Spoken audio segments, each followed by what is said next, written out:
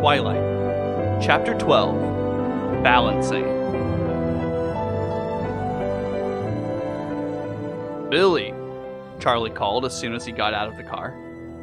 I turned toward the house, beckoning Jacob as I ducked under the porch. I heard Charlie greeting them loudly behind me. "I'm gonna pretend I didn't see you behind the wheel, Jake," he said disapprovingly. "We get permits early on the res," Jacob said while I unlocked the door and flicked on the porch light. "Sure you do," Charlie laughed. "I have to get around somehow." I recognized Billy's resonant voice easily, despite the years. The sound of it made me feel suddenly younger, a child. We went inside, leaving the door open behind me and turning on lights before I hung up my jacket. Then I stood in the door, watching anxiously as Charlie and Jacob helped Billy out of the car and into his wheelchair. I backed out of the way as the three of them hurried in, shaking off the rain. "This is a surprise," Charlie was saying. "It's been too long," Billy answered. "I hope it's not a bad time." His dark eyes flashed up to me again, their expression unreadable. "No, it's great. I hope you can stay for the game." Jacob grinned. "I think that's the plan. Our TV broke last week." Billy made a face at his son. "And, of course, Jacob was anxious to see Bella again," he added. Jacob scowled and ducked his head while I fought back a surge of remorse. Maybe I'd been too convincing on the beach. "Are you hungry?" I asked, turning toward the kitchen. I was eager to escape Billy's searching gaze. "Nah, we ate just before we came," Jacob answered. "How about you, Charlie?" I called over my shoulder as I fled around the corner. "Sure," he replied, his voice moving in the direction of the front room and the TV. I could hear Billy's chair follow. The grilled cheese sandwiches were in the frying pan, and I was slicing up a tomato when I sensed someone behind me. "So, how were things?" Jacob asked. "Pretty good," I smiled. His enthusiasm was hard to resist. "How about you? Did you finish your car?" "No," he frowned. "I still need parts. We borrowed that one." He pointed with his thumb in the direction of the front yard. "Sorry, I haven't seen any. What was it you were looking for?" "Master cylinder," he grinned. "Is something wrong with the truck?" he added suddenly. "No?" "Oh, I just wondered because you weren't driving it." I stared down at the pan, pulling up the edge of a sandwich to check the bottom side. "I got a ride with a friend." "Nice ride." Jacob's voice was admiring. "I didn't recognize the driver, though. I thought I knew most of the kids around here." I nodded non-committally, keeping my eyes down as I flipped sandwiches. "My dad seemed to know him from somewhere." "Jacob, could you hand me some plates? They're in the cupboard over the sink." "Sure." He got the plates in silence. I hoped he would let it drop now. "So who was it?" he asked, setting 2 plates on the counter next to me. I sighed in defeat. "Edward Cullen." To my surprise, he laughed. I glanced up at him. He looked a little embarrassed. "Guess that explains it then," he said. I wondered why my dad was acting so strange. "That's right." I faked an innocent expression. "He doesn't like the Cullens." "Superstitious old man," Jacob muttered under his breath. "You don't think he'd say anything to Charlie?" I couldn't help asking, the words coming out in a low rush. Jacob stared at me for a moment, and I couldn't read the expression in his dark eyes. "I doubt it," he finally answered. "I think Charlie chewed him out pretty good last time. They haven't spoken much since. Tonight is sort of a reunion, I think. I don't think he'd bring it up again." "Oh," I said, trying to sound indifferent. I stayed in the front room after I carried the food out to Charlie, pretending to watch the game while Jacob chattered at me. I was really listening to the men's conversation, watching for any sign that Billy was about to rat me out, trying to think of ways to stop him if he began. It was a long night. I had a lot of homework that was going undone, but I was afraid to leave Billy alone with Charlie. Finally, the game ended. "Are you and your friends coming back to the beach soon?" Jacob asked as he pushed his father over the lip of the threshold. "I'm not sure," I hedged. "That was fun, Charlie," Billy said. "Come for the next game," Charlie encouraged. Sure, Billy said. "We'll be here. Have a good night." His eyes drifted to mine, and his smile disappeared. "You take care, Bella," he added seriously. "Thanks," I muttered, looking away. I headed for the stairs while Charlie waved from the doorway. "Wait, Bella," he said. I cringed. Had Billy gotten something in before I'd joined them in the living room? But Charlie was relaxed, still grinning from the unexpected visit. "I didn't get a chance to talk to you tonight. How was your day?" "Good." I hesitated with one foot on the first stair, searching for details I could safely share. My badminton team won all 4 games. "Wow, I didn't know you could play badminton." "Well, actually I can't, but my partner is really good," I admitted. "Who is it?" he asked with token interest. Mike Newton," I told him reluctantly. "Oh yeah, you said you were friends with the Newton kid." He perked up. "Nice family," he mused for a minute. "Why didn't you ask him to the dance this weekend?" "Dad," I groaned. "He's kind of dating my friend Jessica. Besides, you know I can't dance." "Oh yeah," he muttered. Then he smiled at me apologetically. "So I guess it's good you'll be gone Saturday. I've made plans to go fishing with the guys from the station. The weather's supposed to be real warm. But if you wanted to put your trip off till someone could go with you, I'd stay home. I know I leave you here alone too much." "Dad, you're doing a great job," I smiled, hoping my relief didn't show. "I've never minded being alone. I'm too much like you." I winked at him, and he smiled his crinkly-eyed smile. I slept better that night, too tired to dream again. When I woke to the pearl gray morning, my mood was blissful. The tense evening with Billy and Jacob seemed harmless enough now. I decided to forget it completely. I caught myself whistling while I was pulling the front part of my hair back into a barrette, and later again as I skipped down the stairs. Charlie noticed. "You're cheerful this morning," he commented over breakfast. I shrugged. It's Friday.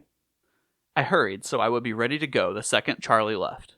I had my bag ready, shoes on, teeth brushed, but even though I rushed to the door as soon as I was sure Charlie would be out of sight, Edward was faster. He was waiting in his shiny car, windows down, engine off. I didn't hesitate this time, climbing in the passenger side quickly, the sooner to see his face. He grinned his crooked smile at me, stopping my breath and my heart. I couldn't imagine how an angel could be any more glorious. There was nothing about him that could be improved upon. "How did you sleep?" he asked. I wondered if he had any idea how appealing his voice was. "Fine. How was your night?" "Pleasant." His smile was amused. I felt like I was missing an inside joke. "Can I ask what you did?" I asked. "No," he grinned. "Today is still mine." He wanted to know about people today. More about Renee, her hobbies, what we'd done in our free time together. And then the one grandmother I'd known, my few school friends, embarrassing me when he asked about boys I'd dated. I was relieved that I never really dated anyone, so that particular conversation couldn't last long. He seemed as surprised as Jessica and Angela by my lack of romantic history. "So you never met anyone you wanted?" he asked in a serious tone that made me wonder what he was thinking about. I was grudgingly honest. Not in Phoenix. His lips pressed together into a hard line. We were in the cafeteria at this point. The day had sped by in the blur that was rapidly becoming routine. I took advantage of his brief pause to take a bite of my bagel. "I should have let you drive today," he announced, apropos of nothing, while I chewed. "Why?" I demanded. "I'm leaving with Alice after lunch." "Oh," I blinked, bewildered and disappointed. "That's okay. It's not that far of a walk." He frowned at me impatiently. "I'm not going to make you walk home. We'll go get your truck and leave it here for you." "I don't have my key with me," I sighed. "I really don't mind walking." What I minded was losing my time with him. He shook his head. "Your truck will be here, and the key will be in the ignition, unless you're afraid somebody might steal it." He laughed at the thought. "All right," I agreed, pursing my lips. I was pretty sure my key was in the pocket of a pair of jeans I wore Wednesday, under a pile of clothes in the laundry room. Even if he broke into my house, or whatever he was planning, he'd never find it. He seemed to feel the challenge in my consent. He smirked, overconfident. "So, where are you going?" I asked as casually as I could manage. "Hunting," he answered grimly. "If I'm going to be alone with you tomorrow, I'm going to take whatever precautions I can." His face grew morose and pleading. "You can always cancel, you know." I looked down, afraid of the persuasive power of his eyes. I refused to be convinced to fear him, no matter how real the danger might be. "It doesn't matter," I repeated in my head. "No," I whispered, glancing back at his face. "I can't." "Perhaps you're right," he murmured bleakly. His eyes seemed to darken in color as I watched. I changed the subject. "What time will I see you tomorrow?" I asked, already depressed by the thought of leaving him now. "That depends. It's a Saturday. Don't you want to sleep in?" he offered. "No," I answered too fast. He restrained a smile. "Same time as usual, then," he decided. "Will Charlie be there?" "No, he's fishing tomorrow." I beamed at the memory of how conveniently things had worked out. His voice turned sharp. "And if you don't come home, what will he think?" "I have no idea," I answered coolly. "He knows I've been meaning to do the laundry. Maybe he'll think I fell in the washer." He scowled at me, and I scowled back. His anger was much more impressive than mine. "What are you hunting tonight?" I asked when I was sure I'd lost the glowering contest. "Whatever we find in the park. We aren't going far." He seemed bemused by my casual reference to his secret realities. "Why are you going with Alice?" I wondered.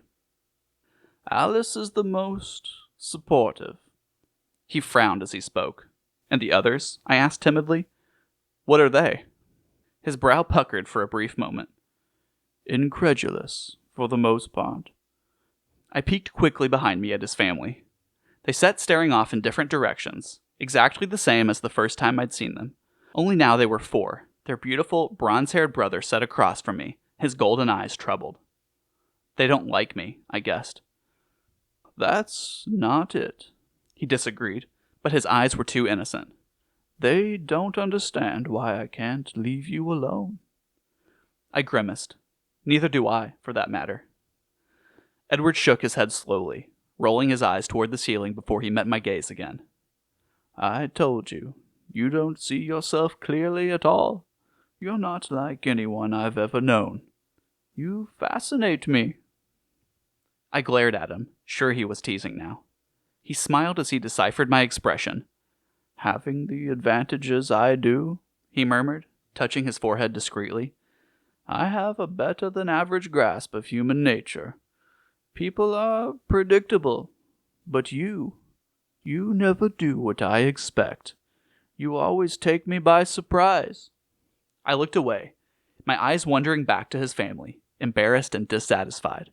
His words made me feel like a science experiment. I wanted to laugh at myself for expecting anything else. "That part is easy to explain," he continued. I felt his eyes on my face, but I couldn't look at him yet, afraid he might read the chagrin in my eyes. "But there's more, and it's not so easy to put into words." I was still staring at the Colons while he spoke. Suddenly Rosalie, his blonde and breathtaking sister, turned to look at me. No, not to look, to glare, with dark, cold eyes. I wanted to look away, but her gaze held me until Edward broke off mid-sentence and made an angry noise under his breath. It was almost a hiss. Rosalie turned her head, and I was relieved to be free.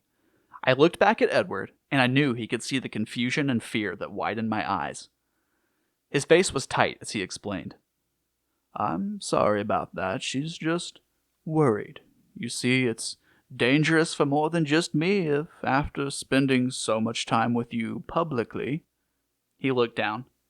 If this ends badly." He dropped his head into his hands, as he had that night in Port Angeles. His anguish was plain. I yearned to comfort him, but I was at a loss to know how. My hand reached toward him involuntarily. Quickly, though, I dropped it to the table, fearing that my touch would only make things worse. I realized slowly that his words should frighten me. I waited for that fear to come, but all I could seem to feel was an ache for his pain. And frustration. frustration that Rosalie had interrupted whatever he was about to say. I didn't know how to bring it up again. He still had his head in his hands. I tried to speak in a normal voice. "And you have to leave now?" "Yes." He raised his face. It was serious for a moment, and then his mood shifted and he smiled. "It's probably for the best.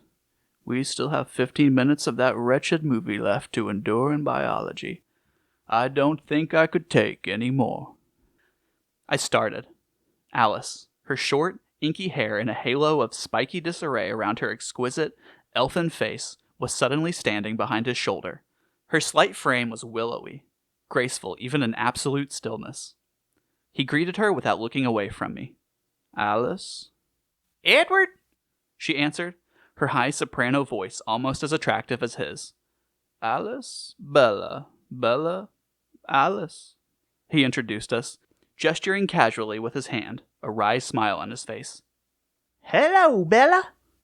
Her brilliant obsidian eyes were unreadable, but her smile was friendly.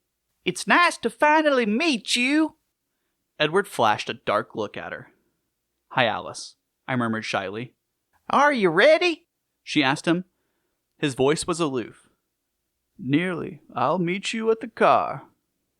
She left without another word.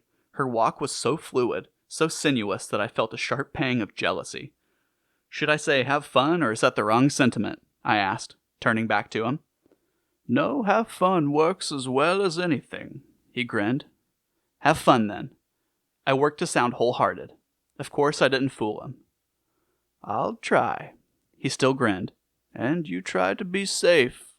Please." Safe in Forks. What a challenge. "For you it is a challenge." His jaw hardened. "Promise?" "I promise to try to be safe," I recited. "I'll do the laundry tonight. That ought to be fraught with peril." "Don't fall in," he mocked. "I'll do my best." He stood then, and I rose too. "I'll see you tomorrow," I sighed. "It seems like a long time to you, doesn't it?" he mused. I nodded glumly. "I'll be there in the morning," he promised, smiling his crooked smile. He reached across the table to touch my face, lightly brushing along my cheekbone again. Then he turned and walked away. I stared after him until he was gone. I was sorely tempted to ditch the rest of the day, at the very least Jim, but a warning instinct stopped me. I knew that if I disappeared now, Mike and others would assume I was with Edward, and Edward was worried about the time we'd spent together publicly, if things went wrong. I refused to dwell on the last thought, concentrating instead on making things safer for him. I intuitively knew, and sensed he did too, that tomorrow would be pivotal. Our relationship couldn't continue to balance, as it did, on the point of a knife. We would fall off one edge or the other, depending entirely on his decision, or his instincts. My decision was made before I'd ever consciously chosen, and I was committed to seeing it through, because there was nothing more terrifying to me, more excruciating, than the thought of turning away from him. It was an impossibility. I went to class, feeling dutiful. I couldn't honestly say what happened in biology. My mind was too preoccupied with thoughts of tomorrow. In gym, Mike was speaking to me again. He wished me a good time in Seattle. I carefully explained that I'd canceled my trip, worried about my truck. "Are you going to the dance with Cullen?" he asked, suddenly sulky. "No, I'm not going to the dance at all."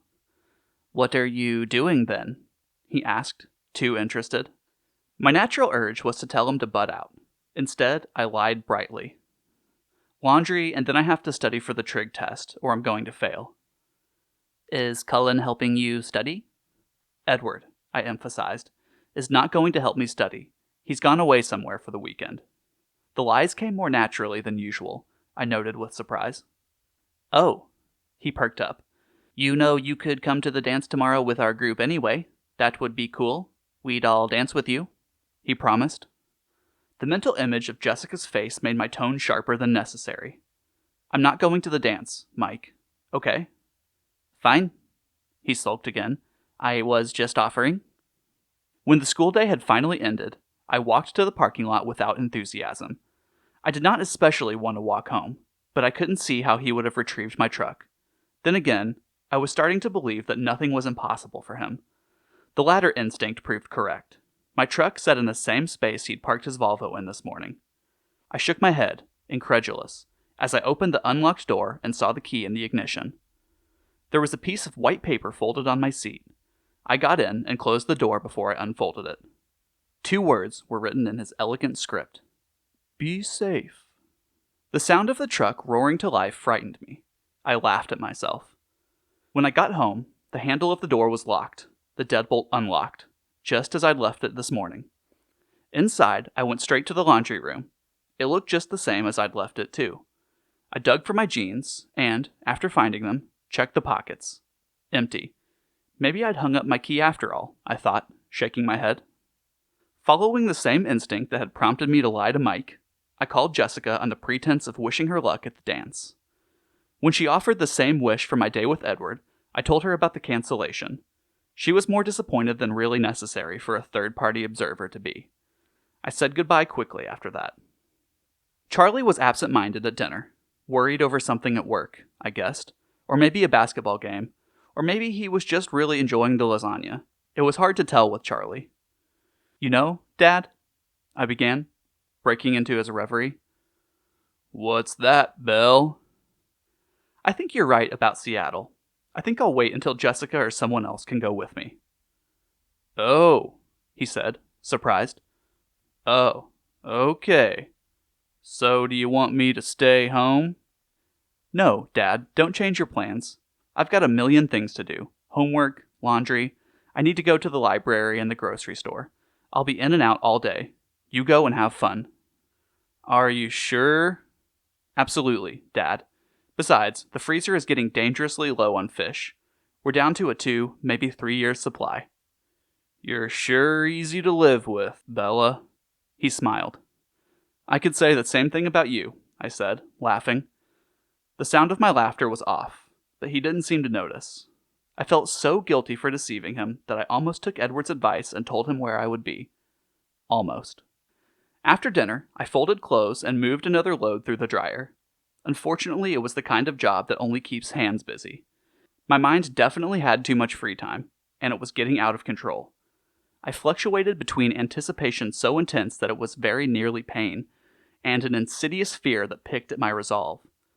I had to keep reminding myself that I'd made my choice, and I wasn't going back on it. I pulled his note out of my pocket much more than necessary to absorb the 2 small words he'd written.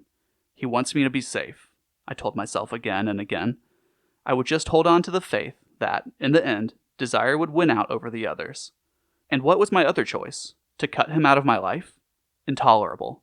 Besides, since I'd come to Forks, it really seemed like my life was about him. But a tiny voice in the back of my mind worried, wondering if it would hurt very much if it ended badly. I was relieved when it was late enough to be acceptable for bedtime. I knew I was far too stressed to sleep, so I did something I'd never done before. I deliberately took unnecessary cold medicine, the kind that knocked me out for a good 8 hours. I normally wouldn't condone that type of behavior in myself, but tomorrow would be complicated enough without me being loopy from sleep deprivation on top of everything else. While I waited for the drugs to kick in, I dried my clean hair till it was impeccably straight and fussed over what I would wear tomorrow. With everything ready for the morning, I finally lay in my bed. I felt hyper. I couldn't stop twitching. I got up and rifled through my shoebox of CDs until I found a collection of Chopin's Nocturnes. I put that on very quietly and then lay down again, concentrating on relaxing individual parts of my body. Somewhere in the middle of that exercise, the cold pills took effect, and I gladly sank into unconsciousness. I woke very early, having slept soundly and dreamlessly thanks to my gratuitous drug use. Though I was well rested, I slipped right back into the same hectic frenzy from the night before. I dressed in a rush, smoothing my collar against my neck, fidgeting with the tan sweater till it hung right over my jeans.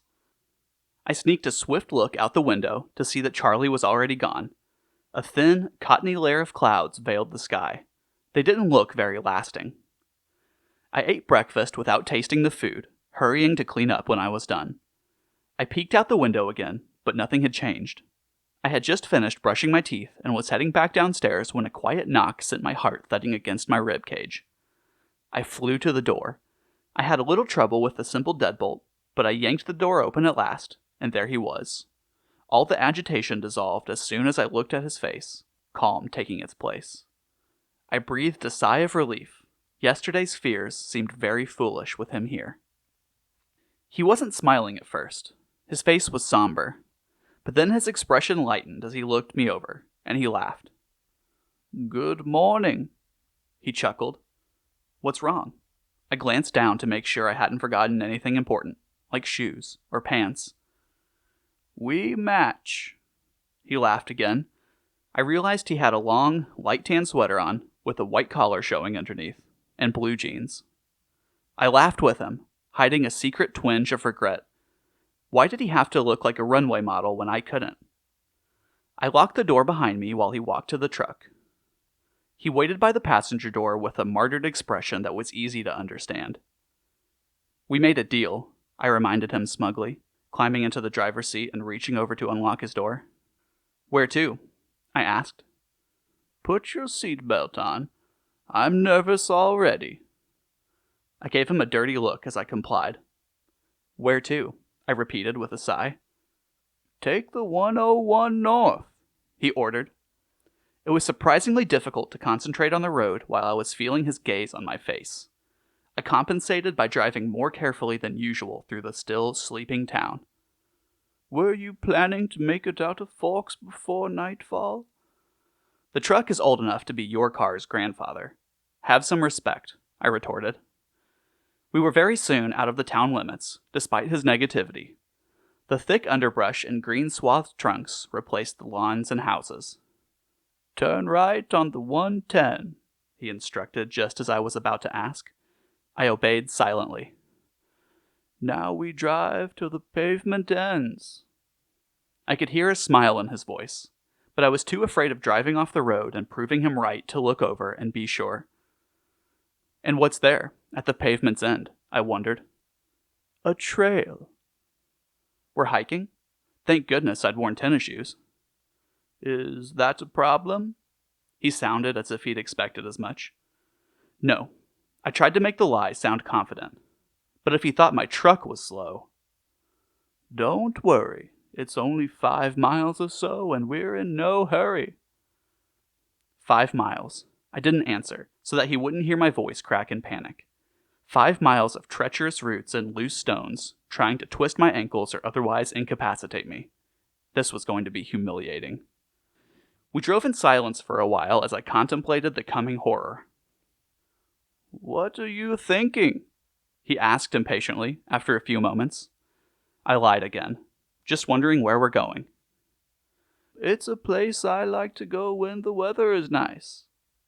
We both glanced out the windows at the thinning clouds after he spoke. Charlie said it would be warm today. "And did you tell Charlie what you were up to?" he asked. "Nope." "But Jessica thinks we're going to Seattle together?" He seemed cheered by the idea. "No, I told her you canceled on me, which is true." "No one knows you're with me?" Angrily, now. "That depends. I assume you told Alice?" "That's very helpful, Bella," he snapped. I pretended I didn't hear that. "Are you so depressed by Forks that it's made you suicidal?" he demanded when I ignored him. "You said it might cause trouble for you. Us being together publicly," I reminded him. "So, you're worried about the trouble it might cause me if you don't come home?" His voice was still angry and bitingly sarcastic. I nodded, keeping my eyes on the road. He muttered something under his breath, speaking so quickly that I couldn't understand. We were silent for the rest of the drive. I could feel the waves of infuriated disapproval rolling off of him, and I could think of nothing to say. And then the road ended, constricting to a thin foot trail with a small wooden marker. I parked on the narrow shoulder and stepped out, afraid because he was angry with me, and I didn't have driving as an excuse not to look at him. It was warm now, warmer than it had been in Forks since the day I'd arrived, almost muggy under the clouds. I pulled off my sweater and knotted it around my waist, glad that I'd worn the light, sleeveless shirt, especially if I had 5 miles of hiking ahead of me. I heard his door slam, and looked over to see that he'd removed his sweater too. He was facing away from me, into the unbroken forest beside my truck. "This way," he said, glancing over his shoulder at me, eyes still annoyed. He stared into the dark forest. The trail? Panic was clear in my voice as I hurried around the truck to catch up to him. "I said there was a trail at the end of the road, not that we were taking it." "No trail?" I asked desperately. "I won't let you get lost." He turned then, with a mocking smile, and I stifled a gasp. His white shirt was sleeveless, and he wore it unbuttoned, so that the smooth, white skin of his throat flowed uninterrupted over the marble contours of his chest. His perfect musculature no longer merely hinted at behind his concealing clothes. He was too perfect, I realized with a piercing stab of despair. There was no way this godlike creature could be meant for me. He stared at me, bewildered by my tortured expression. "Do you want to go home?" he said quietly, a different pain than mine saturating his voice. "No." I walked forward till I was close beside him, anxious not to waste 1 second of whatever time I might have with him. "What's wrong?" he asked, his voice gentle. "I'm not a good hiker," I answered dully. "You'll have to be very patient." "I can be patient if I make a great effort," he smiled, holding my glance, trying to lift me out of my sudden, unexplained dejection. I tried to smile back, but the smile was unconvincing. He scrutinized my face. "I'll take you home," he promised. I couldn't tell if the promise was unconditional or restricted to an immediate departure. I knew he thought it was fear that upset me, and I was grateful again that I was the one person whose mind he couldn't hear. "If you want me to hack 5 miles through the jungle before sundown, you'd better start leading the way," I said acidly. He frowned at me, struggling to understand my tone and expression. He gave up after a moment and led the way into the forest. It wasn't as hard as I had feared. The way was mostly flat, and he held the damp ferns and webs of moss aside for me. When his straight path took us over fallen trees or boulders, he would help me, lifting me by the elbow and then releasing me instantly when I was clear. His cold touch on my skin never failed to make my heart thud erratically. Twice, when that happened, I caught a look at his face that made me sure he could somehow hear it. I tried to keep my eyes away from his perfection as much as possible, but I slipped often. Each time, his beauty pierced me through with sadness. For the most part, we walked in silence. Occasionally, he would ask a random question that he hadn't gotten to in the past 2 days of interrogation. He asked about my birthdays, my grade school teachers, my childhood pets, and I had to admit that after killing 3 fish in a row, I'd given up on the whole institution. He laughed at that, louder than I was used to, bell-like echoes bouncing back to us from the empty woods. The hike took me most of the morning, but he never showed any sign of impatience. The forest spread out around us in a boundless labyrinth of ancient trees, and I began to be nervous that we would never find our way out again. He was perfectly at ease, comfortable in the green maze, never seeming to feel any doubt about our direction. After several hours, the light that filtered through the canopy transformed, the murky olive tone shifting to a brighter jade. The day had turned sunny, just as he'd foretold. For the first time since we'd entered the woods, I felt a thrill of excitement, which quickly turned to impatience. "Are we there yet?" I teased, pretending to scowl. "Nearly." He smiled at the change in my mood. "Do you see the brightness ahead?" I peered into the thick forest. Should I?" He smirked. "Maybe it's a bit too soon for your eyes." "Time to visit the optometrist," I muttered. His smirk grew more pronounced. But then, after 100 yards, I could definitely see a lightening in the trees ahead, a glow that was yellow instead of green. I picked up the pace, my eagerness growing with every step. He let me lead now, following noiselessly. I reached the edge of the pool of light and stepped through the last fringe of ferns into the loveliest place I had ever seen. The meadow was small, perfectly round, and filled with wildflowers, violet, yellow, and soft white. Somewhere nearby, I could hear the bubbling music of a stream. The sun was directly overhead, filling the circle with a haze of buttery sunshine. I walked slowly, awestruck, through the soft grass, swaying flowers, and warm, gilded air. I halfway turned, wanting to share this with him, but he wasn't behind me where I thought he'd be. I spun around, searching for him with sudden alarm. Finally, I spotted him, still under the dense shade of canopy at the edge of the hollow, watching me with cautious eyes. Only then did I remember what the beauty of the meadow had driven from my mind, the enigma of Edward and the sun, which he'd promised to illustrate for me today. I took a step back toward him, my eyes alight with curiosity. His eyes were wary, reluctant. I smiled encouragingly and beckoned to him with my hand, taking another step back to him. He held up a hand in warning, and I hesitated, rocking back onto my heels. Edward seemed to take a deep breath, and then he stepped out into the bright glow of the midday sun.